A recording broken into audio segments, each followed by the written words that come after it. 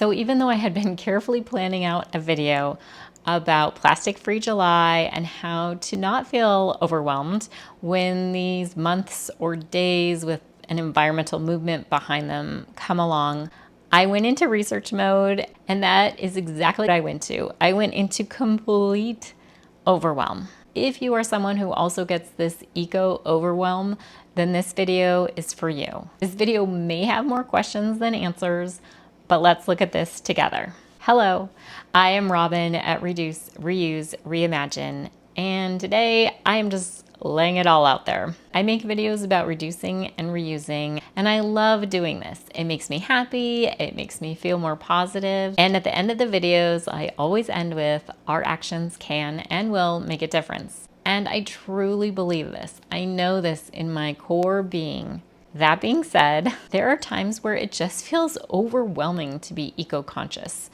And ironically, I feel like I get in this state most often when there is a special day or month, or I get an email from an environmental cause. So I usually feel this way around Earth Day and now Plastic-Free July. Anytime I get an email from an environmental organization, all these things that are bringing awareness to our environmental concerns and are from people who are there and showing up and doing the work, these are the things that should be an impetus for doing more. For some reason, this sends me into an overwhelm and an eco-guilt that I should be doing more, and I end up doing less, temporarily. So it's July, and there's a movement called Plastic-Free July, which is great.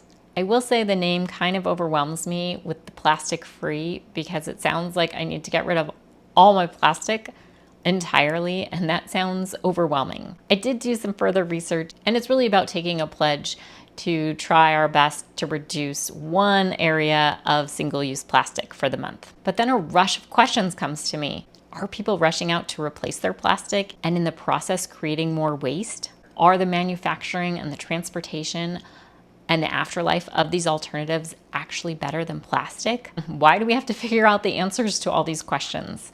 And do people outside the environmental movement even care? And are there people out there like me who care very much but get so overwhelmed at the idea of this that they come to a complete standstill instead of doing more? So even though, yes, I think it's very important for us to keep showing up and doing our best with the information we have, I'm currently feeling in a bitter mood. Why do we have to figure all of this out? It's already pretty hard to change some of these habits in the course of our daily lives, and there seems to be a huge percentage of the population that either doesn't give an iota of a crap, or people who say they do care about the environment but aren't willing to step up and go through the uncomfortableness of changing some of their habits. Meanwhile, I feel like the hardcore eco-conscious people are carrying the weight of the world on their shoulders. I've got piles of stuff in my garage that I want to make sure go to the right places or get recycled properly. These are things that 99% of the population would have just thrown in the trash. Meanwhile, I'm spending time researching where these things should go, and I don't know if they'll ultimately get recycled anyway. And then it seems like some people outside of the movement, or even some people in the movement, are throwing judgments left and right. Like if a person shares thoughts about sustainability, suddenly people are ready to pounce if that person isn't doing everything 1000% perfectly eco-conscious. And I fully realize this is a way for some of those people to justify their lack of doing some of these things, but it still sucks. Or even people within the movement are throwing out comparisons or better thans, or didn't you know that that's outdated and things have changed? And none of this is what this movement needs.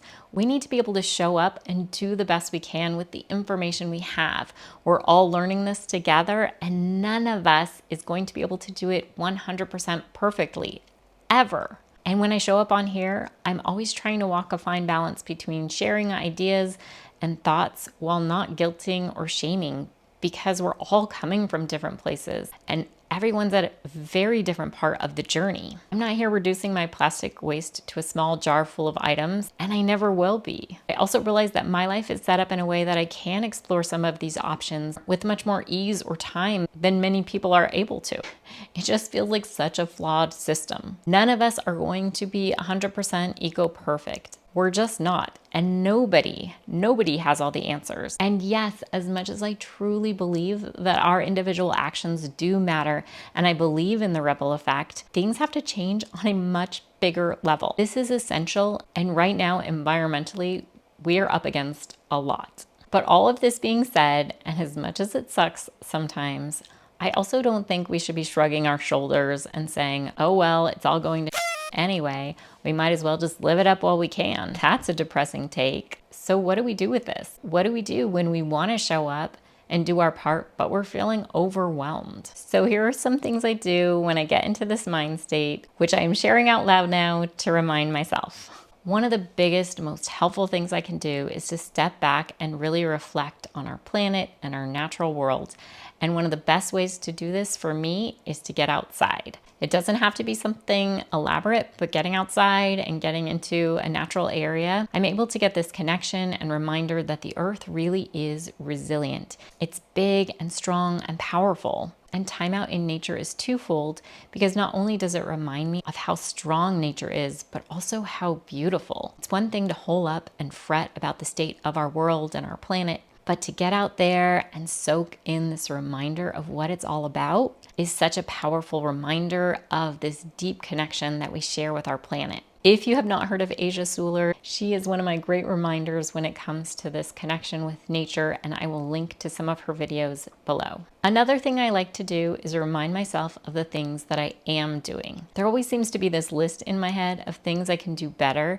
And while I do think it is important to keep questioning things and keep adding in new habits, I know that I'm going to feel a whole lot more motivated to keep going and keep showing up if I see the things that I have done and that I'm doing and that I'm proud of. And I don't mean this in a smug way or any sort of comparison way, but I think it can be a really good thing to look at and appreciate the things that I am doing. Other people might be more motivated by scary thoughts or tough love, but for me, this gentle, positive reinforcement is what's going to help me keep showing up and keep doing the work. Finding others who care about the environment and are doing their best is a huge help for me. In my immediate circles, I'm one of the few who feel strongly and passionately about these environmental causes. And it can be rough sometimes. It can feel a bit lonely. It can be a tough line to walk, recognizing that everyone has their own unique approaches and timelines and journeys in this, while also wanting to be the motivator and the person speaking up for something that I feel so strongly about. I'm not always good at venturing out of my bubble,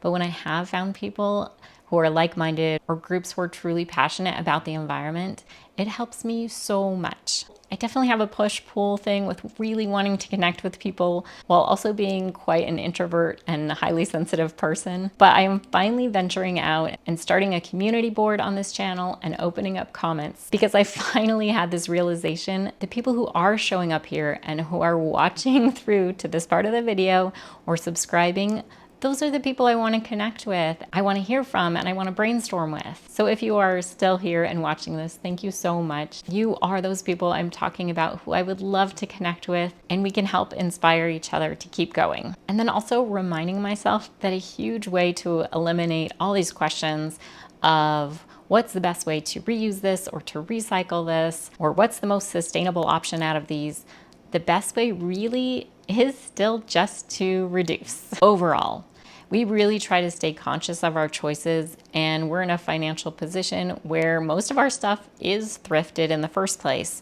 but even that can get out of hand. When our stuff has reached past a certain capacity, it's harder to care for it and it's harder to find things. And I realized that by keeping things simple and having less stuff, it eliminates so many of those questions and those pressures. Now, granted, getting rid of stuff as someone who's eco-conscious just seems to take a while, because while other people might be throwing it in a dumpster, I am researching and trying to find the best homes for all the things. So clearing out feels a little more complicated, but I know that the simpler that things are, the more likely I am to be in a positive frame of mind, and that means the more likely I am to go outside or to have the time to cook things from scratch, or all of these things that eventually are going to be better for the cause that's so important to me. And lastly, this contradictory quote, which is, do as much as you can and take it easy. So how do we do this completely contradictory thing? Being caring, doing all we can to help our beautiful, precious planet, while also making sure that we don't go into a state of complete standstill and overwhelm. How do we show up and do everything we can while also taking it easy?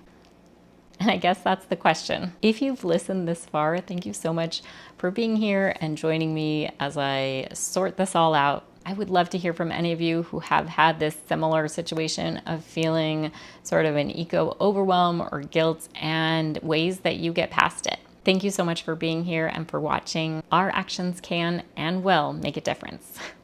Thank you. Bye.